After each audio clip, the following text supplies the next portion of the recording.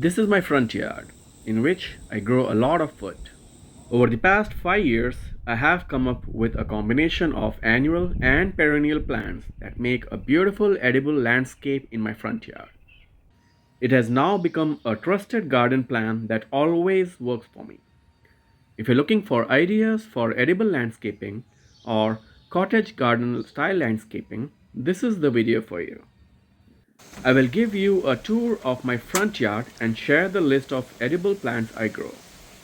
And hopefully, it will give some ideas to you to design a beautiful front yard garden while growing food in it. Let us jump into it. This area along my driveway used to have just grass, and it gets good enough sun. It felt like such a waste of space.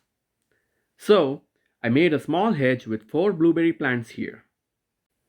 The reason I chose blueberry is it is a pretty plant that gives delicious berries. They make beautiful bell-shaped flowers in spring, which turns into delicious berries in summer. The leaves are very pretty and turn bright red in fall, so it adds garden interest in all seasons. It is a good perennial for edible landscaping. I will link in description a video on my full routine about how to plant, grow, and care for blueberries. There is 2 feet of gap between these plants, so I add annual flowers in between and garlic as well.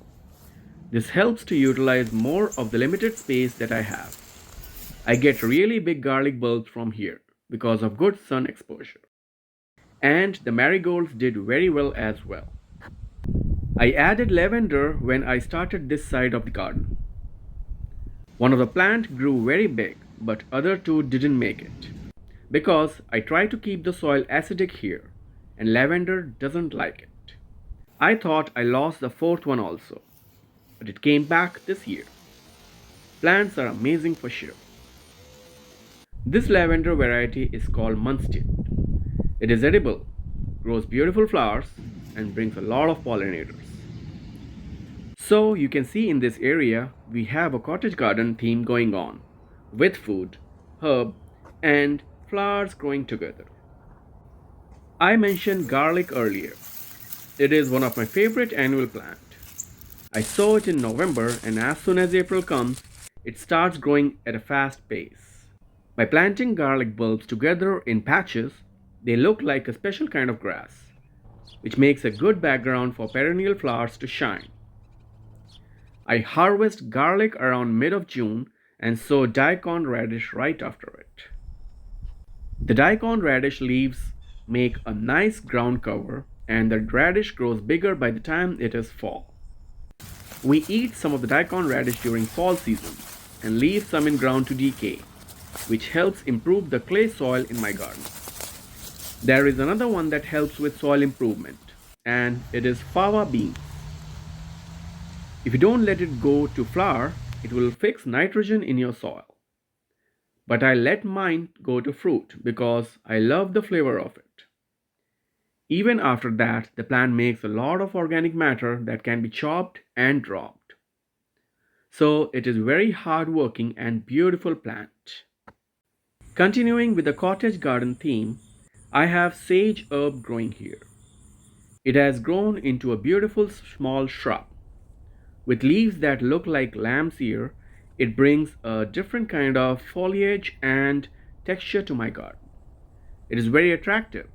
It is perennial and makes beautiful pollinator-friendly purple flowers. It is a full package of flavor and beauty. I grow many perennial flowers which bring a lot of interest to my front yard throughout the year. These flowers act as anchors in my garden, and I grow food around them. For me, this is one of the key to achieve cottage garden vibes and an edible landscape with less amount of work. I will link a video at the end and in description which has a list of flowers I grow in this garden because right now we are focusing on edible plants.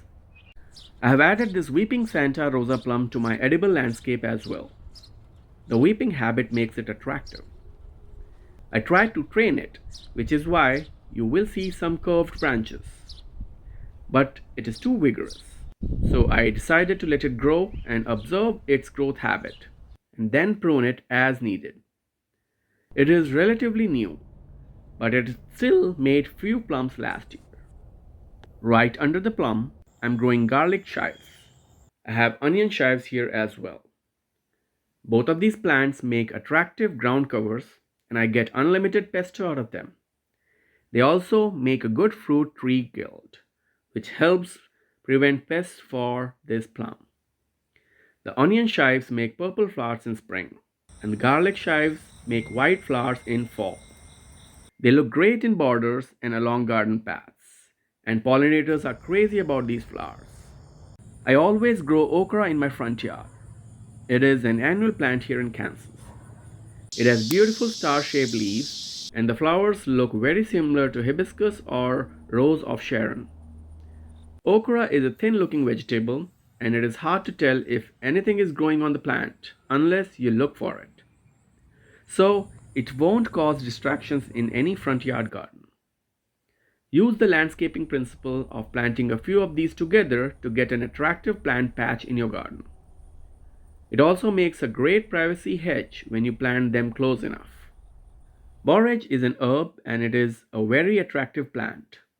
It is a big pollinator magnet and it self sows easily. There is no need to panic. You can easily pull it out if there are too many seedlings popping up. I personally do not like its flavor. It tastes like cucumbers. Young leaves are fine, but they do have spines. At this point, I let it grow truly for the bees and the blue flowers. Right next to my front door, I have a rhubarb growing. This is a perennial plant with very attractive leaves. The stems on the leaves are edible, but the leaf is not edible. It makes great pies and jams when you use it with strawberries. I planted the rhizomes for it, which is just the roots, and it took off since then. On the other side of my front door, I have Lavage growing. The same plant has been coming back for past 3 years now, so I would call it a perennial. I used it as a substitute for parsley and cilantro. And I'm following the permaculture principle of growing the most used plants right next to my door for easy access. This lovage makes beautiful and attractive flower bunches in spring. It provides a great food source for the pollinators. I have two large front yard containers here, and I have been running experiments on them to grow edible and pretty plants. I have that video in making, and it will come out soon. So you will have even more details to work with.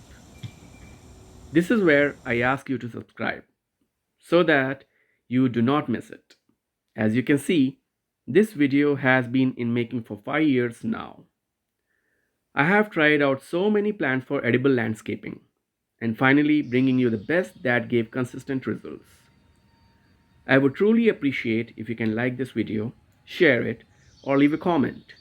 It makes a big difference when it comes to supporting this channel. While we are talking about herbs, I want to show off this red wine sorrel. I grew this from seeds. My original plan was to grow it as a border here at my front door, but every year I forget to divide and plant it. Maybe this year I will succeed. But look at it. It is so attractive and it makes delicious soup. Very nutritious too. I also have a lot of onion growing all around my front yard. I'm growing the red of Florence variety, but not for the bulbs. I grow them for their leaves. So whenever I need some spring onion, I just grab some leaves. I started these from seeds and now they come back every year. So for me, they are like perennials. Now let us go back to where the blueberries were. And here, on the other side of the garage, I grow Malabar spinach and clematis. Both are vines, so they both climb up this trellis. The clematis brings beautiful purple flowers in spring and fall, although it is not edible. The Malabar spinach is edible and absolutely beautiful. The vines are purple, leaves are heart-shaped and thick like a succulent. Malabar spinach is not perennial here in Kansas, but it self-sows every year. I just love it, and I'm happy these two plants share the same space well. I also have two pear trees growing next to my garage wall. So this is still in my front yard, but on the side, and people on sidewalk can see this area very well. I am training the pears into an espalier, which helps me grow food in small and narrow space like this. In 2023, one of the tree made 3 pears. The other one received a good pruning, so didn't make any fruit. They have put a lot of growth this year, so let us see if I get any fruit from these next summer. I have a small apple tree growing between these two pear trees as well. Again, all of my fruit trees are relatively new. This one has not produced anything yet, but this one has also suffered a lot of damage from bunnies. And when we got our roof changed, they broke a few branches on it, so I want it to recover first. Under these trees, I have asparagus. It did not show up this year because we had a weird winter last year. Even my neighbor's asparagus did not make an appearance. So I'm praying for it to show up this coming spring. But it did really well the spring before. It is a perennial and provides food early on, in April, when nothing else produces food. Because of the way it grows, you can use asparagus to make a nice background for your front yard garden. I will show two more plants, which I wish I could grow in my front yard because they are so pretty and make delicious berries. I have them in my backyard. One of these is honeyberry. The plant is very pretty and the berries are delicious. You need two different varieties to cross pollinate for this plant to make berries. The other one is currants. I am growing black currant in my backyard, and I can vouch for it to be a good front yard landscaping candidate. It has nice upright growth, like a vase. I have even seen it in a nearing neighborhood in front yard. A note of caution: in some states, currants are not allowed to be grown, so check if your state allows it or not.